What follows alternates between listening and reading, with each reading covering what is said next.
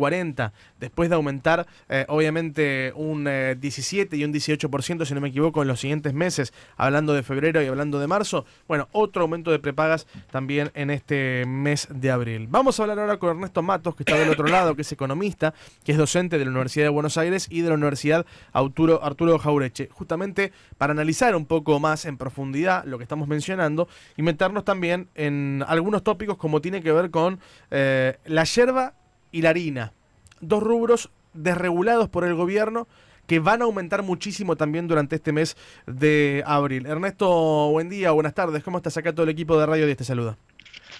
Muy bien, ¿cómo andan? Bien, gracias por atendernos, por supuesto.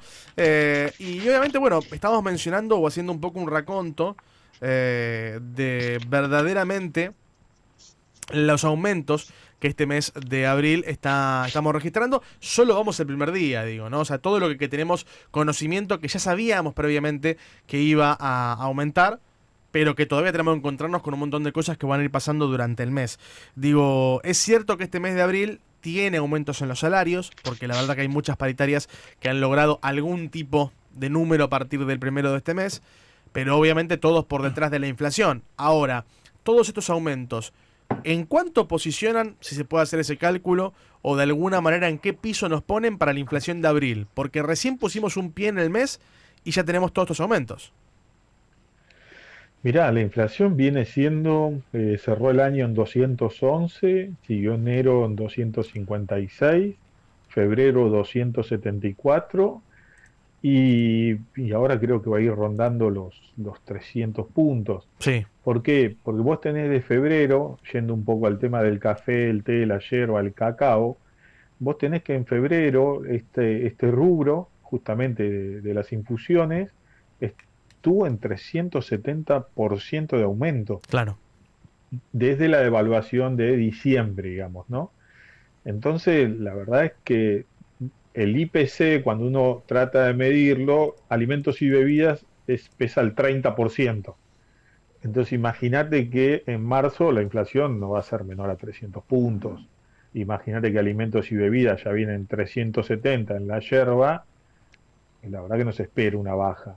Eso es lo que más preocupa. Si le sumás la suba de combustible, si le sumás todos estos peajes que también influye, porque vos la yerba no es que haces un clic y te llega a tu casa, te aumenta el costo logístico. Entonces todo eso va a empezar a impactar y a eso sumarle, bueno, lo que tiene que ver con la energía, ¿no? Gas, electricidad, y más si pensás en el tema de las harinas, digamos, ¿no? Que vos a veces necesitas, a veces vas a la panadería y la panadería produce su pan en ese lugar, algunos lo tercerizan, pero la mayoría lo produce en el lugar. Sí. Entonces, cuánto te va a impactar el gas en digamos, en vender el pan? Y sumale a eso, ¿sabes qué? Que algo que siempre se mide y que es interesante tenerlo en cuenta, el triple de miga. ¿Por qué? Ya las panaderías, porque las panaderías ya no producen como antes, vos ibas, che, quiero un triple de miga con tomate, aceituna, huevo, ya directamente jamón y queso. Claro. Ya no está la variedad, digamos, ¿no? Y si lo querés, lo tenés que pedir. Y generalmente el obrero que venía de la construcción se pedía 3 sanguchitos y seguía de largo. Hoy cada uno sale 1.200 pesos. Sí, sí, sí. Son productos que se transformaron casi en ítems de lujo, ¿no? No, sí, por eso digo, o sea, lamentablemente los aumentos de servicio, los aumentos de transporte impactan en el producto final. Y si a eso le sumas que no va a haber muchas más regulaciones, el tema es hasta cuándo pueden aumentar porque también los costos se te van encareciendo. Y la realidad es que los costos que se te encarecen no son el costo laboral, es justamente el costo de producir un producto.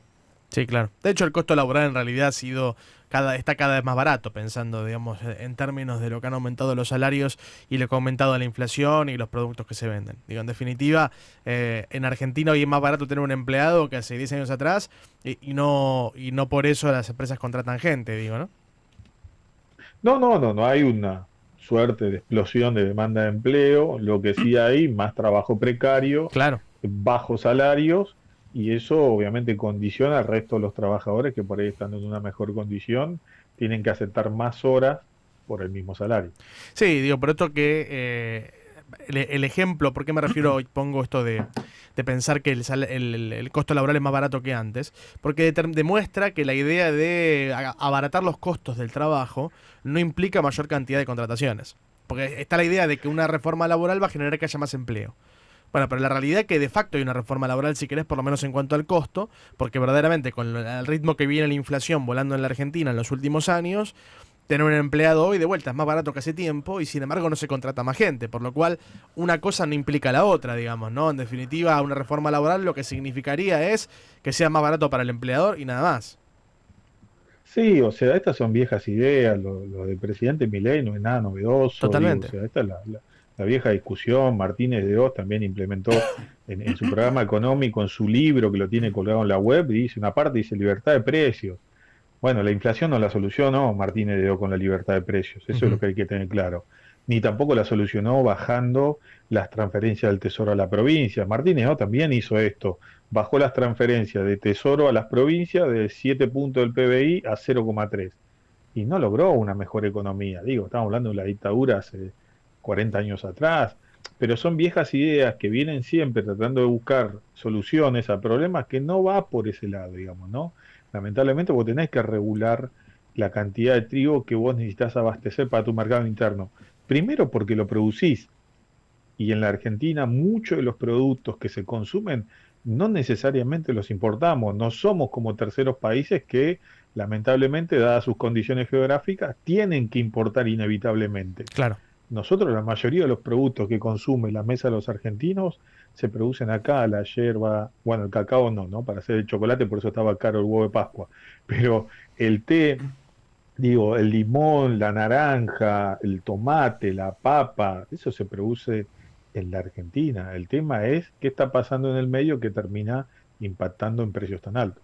Totalmente. La verdad que estos productos que vos mencionabas hace un ratito, cuando hablabas de algunos que ya tenían en el comienzo, digamos, desde la gestión de Milei un 170% de aumento, bueno, estamos hablando de productos que eran de vuelta de consumo diario, que dejaron de serlo, porque la verdad es que el café, por ejemplo, es un producto que muy difícilmente alguien lo siga sosteniendo dentro del consumo diario sin haber tenido que poner mucha plata para poder hacerlo, ¿no?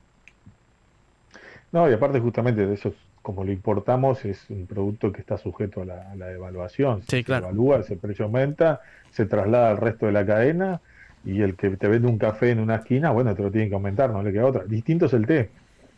Claro, Pero bueno, bueno, sí. ahí también como que compensan lo que no pueden perder por uno, lo ganan por otro, y ese es el malabar que hace cualquier negocio o comercio bien en la Argentina. Sí, sí, porque la empresa que, por ejemplo, te vende acá, también te vende café, digo, te vende todo, entonces, bueno, saca un cálculo entre todos los productos que termina vendiendo. Ahora, con respecto al tema energético, por ejemplo, teniendo en cuenta lo que va a aumentar para las pymes, la luz, el gas, vos hablabas de una panadería recién, por ejemplo, ¿es un aumento tan significativo que puede generar, por ejemplo, el cierre de empresas? Y depende del negocio, digamos, ¿no? Hay algunas que son más electrointensivas, otras son más vinculadas al gas. Imagínate, bueno, le pasó al colega de ustedes, Fantino, que con una boleta de 4 millones de pesos no puedes mantener una radio. Ujú. E imagínate una panadería, si le llega al gas 4 millones de pesos, tiene que cerrar, digamos, Claro, automáticamente. Entonces, ahí lo que pasa es que lo que se quiere es que haya más cadenas haciéndose cargo de esos rubros que una familia que un día se levantó, che, ¿por qué no ponemos una panadería? Acá no hay panadería, no podemos trabajar, contratamos al primo, al sobrino, aquel que está medio sin saber qué quiere hacer de su vida. Eso ya no lo vas a tener, no vas a tener a tu vecino que vos sabés que vive a 2 cuadras de ahí y que lo podés putear si el pan está malo. sí, claro. Entonces, me parece que vamos un poco a eso, y lo dijo el presidente en su conferencia en Davos. Él protege al monopolio, en este caso extranjero, benefactor, digamos, ¿no? Ujú. El que es pequeño, mediano comerciante, cooperativa, no está en eso, en sus planes. Por eso con esta liberalización de la economía lo que busca es barrer con todo. Lo que está en peligro hoy son las pymes, las cooperativas, eso es lo real. Ninguna de estas medidas puede hacer producir más barato tanto pan como otros productos, digamos una pizza. Imagínate las pizzerías. Sí, sí, sí. No, no, por eso digo, Está, me parece que es el aumentazo, digamos, más grande, que vamos a tener tarifazo más fuerte, si querés, de lo que va de la gestión, ¿no? Porque si aumenta un 300% de mínima, porque está aumento del 600%, digo, un aumento de ese nivel es claramente de los 4 meses que va de gobierno o 3 meses que va de gobierno Milei, el más alto hasta ahora. Por lo cual vamos a ver el cimbronazo más fuerte en ese sentido. Te dicen, bueno, la devaluación ya pasó hace 4 meses, la inflación más fuerte fue hace 4 meses, está bien, pero ahora esto va a generar de vuelta un pico inflacionario, es inevitable. sí, y fíjate que nada de eso tiene que ver ni con la emisión, ni con el atraso cambiario, que Totalmente. algunos economistas ya empezó la militancia de decir que el problema del atraso cambiario, muchachos, no tiene que ver con eso, tiene que ver con que un negocio tiene electricidad, gas y produce un producto de insumos que se producen en la Argentina. No es que de vuelta tenemos que importar la harina. Claro. Entonces, ahí me parece que hay un negocio detrás de los exportadores que quieren una devaluación porque el precio de los granos cayeron más de $100 la tonelada. Entonces, la compensación de diciembre, la compensación de agosto del año pasado, ya hoy se les agotó. Ahora hay que ver si quieren liquidar y por eso el gobierno está preocupado en ver si le liquidan los granos o no, pero eso de vuelta va a impactar en precios y la espiral de precios, salvo que entremos en una depresión económica, no va a frenar. Claro. Sí, sí, verdaderamente ahí tenés un problema muy grande para lo que se viene con respecto a, bueno, el campo, bien mencionabas vos el tema de liquidar. La verdad que con un dólar que está más barato que hace 3 meses atrás y en el medio con una devaluación, digamos, no. Es muy complejo el escenario, me parece que el gobierno empieza a entrar se empieza a autoacorralar, si querés, de alguna manera, producto de las políticas económicas que ha tomado en el arranque, digamos, ¿no? Todo tiene consecuencia, hay algunas directas más inmediatas y otras a mediano plazo. Algunas de las que tomó en diciembre van a ver las consecuencias recién ahora, ¿no? Y ahí hay que ver cómo las termina resolviendo. Sí, porque aparte el importador importa un dólar cuando puede, digamos, oficial, están 880 más o menos, ese es el dólar oficial, ¿no? El ilegal acá no juega, digo, el Ujú. ilegal es una suerte de expectativa de costo de reposición, es a cuánto Bueno, voy pero lo han a... utilizado mucho a- tiempo para poder reponer los precios, para ponerte los precios en góndola, digo, ¿no? Decir, no, bueno, aumentó el dólar blue, yo tengo que cuidarme, te aumento.